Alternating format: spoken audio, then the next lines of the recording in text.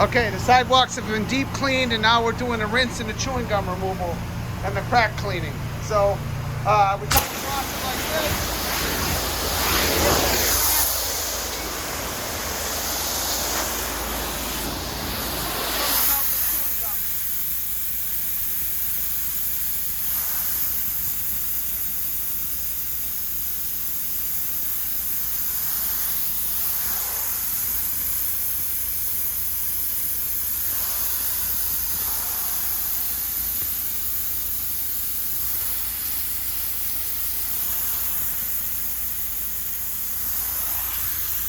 Now, just like the estimate says, if the gum's been on there longer than 6 months, it's going to leave a little brown acid protein ring, but that'll dissipate after a couple weeks to a month.